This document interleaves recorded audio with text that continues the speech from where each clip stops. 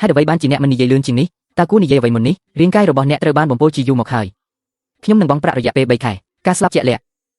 ខ្ញុំពិតជាកំពុងចាញ់ហើយ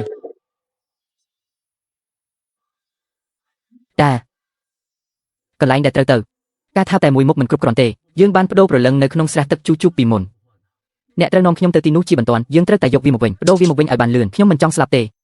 វាជាអាងទឹកក្តៅពួកគេទាំងអស់សុទ្ធតែដូចគ្នាគុំទៅណាដែលអ្នកចង់ទៅរងចាំខ្ញុំនឹងការពារអ្នក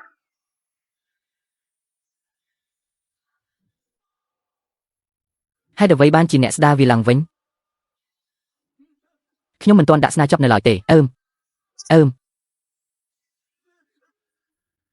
ត្រាំខ្លួនក្នុងទឹកក្តៅណាស់ដោយមិនចាំបាច់ដោះខោចេញ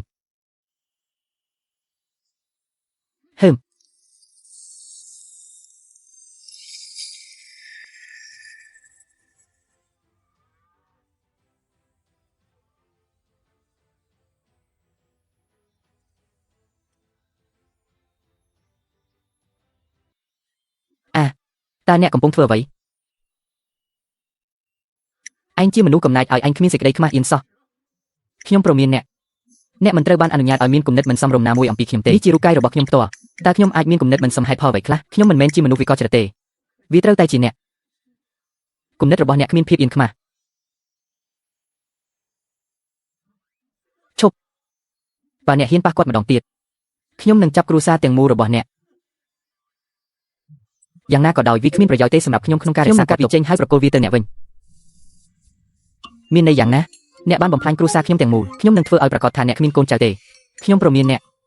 ចូលបង្ហាញអំណាចអធិរាជរបស់អ្នកនៅចំពោះមុខខ្ញុំចាប់ពីពេលនេះទៅទីប្រឹក្សាអធិរាជនឹងមានដំណោះស្រាយមួយនៅពេលដែលគាត់ត្រឡប់មកវិញក្នុងរយៈពេល2-3ថ្ងៃពេលវាត្រឡប់មកវិញហើយសូមឲ្យខ្ញុំគណនីមួយចំនួនទៀតសម្រាប់អ្នក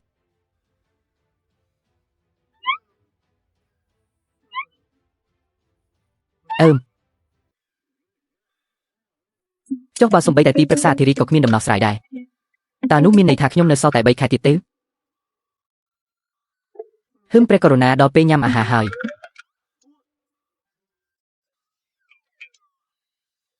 ខ្ញុំយល់ហើយអ្នកអាចចាក់ចេញបាន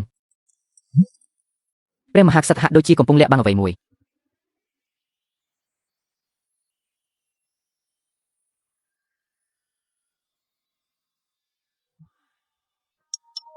ខ្ញុំសង្ឃឹមថាកន្លែងវេជ្ជសាស្ត្ររបស់ខ្ញុំអាចនៅជាមួយខ្ញុំបានប្រហែលជាវាថែមទាំងអាចជួយសង្គ្រោះជីវិតឆ្កែរបស់ខ្ញុំបានទៀតផងអានដូង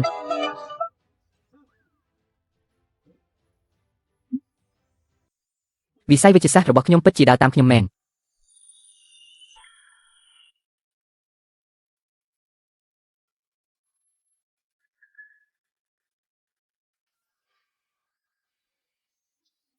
ចាប់ពីពេលនេះទៅអ្នកត្រូវតែស្ដាប់ខ្ញុំរបៀបតើពួកគេមានគម្រោងប្រើប្រាស់ទម្រង់គម្រាមកំហែងបែបណានៅពេលនេះខ្ញុំអាចព្យាបាលជាពលនៅក្នុងខ្លួនរបស់អ្នកបានទីកន្លែងវេជ្ជសាស្ត្រនៅចុងម្រាមដៃរបស់អ្នកខ្ញុំមិនខ្លាចថ្នាំពុលណាមួយឡើយតើនេះជាការពិតទេជាការពិតណាស់ប៉ុន្តែអ្នកត្រូវតែស្ដាប់ខ្ញុំបើមិនដូច្នោះទេខ្ញុំនឹងមិនយកវាជាមួយអ្នកទេ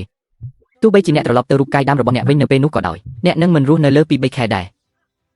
សម្រាប់មនុស្សម្នាក់ដោយសាររបបទុក្រិតតែគំរាមកំហែងចំណាយពេល3ខែទេជំនួយខ្ញុំអាចសម្រាប់អ្នកឥឡូវនេះខ្ញុំខុសហើយខ្ញុំគ្រាន់តែលេងសើចទេតើព្រះចៅអធិរាជជានរណាអូយអ្នកណាស្ដាប់អ្នកណាខ្ញុំជំពាក់អ្នក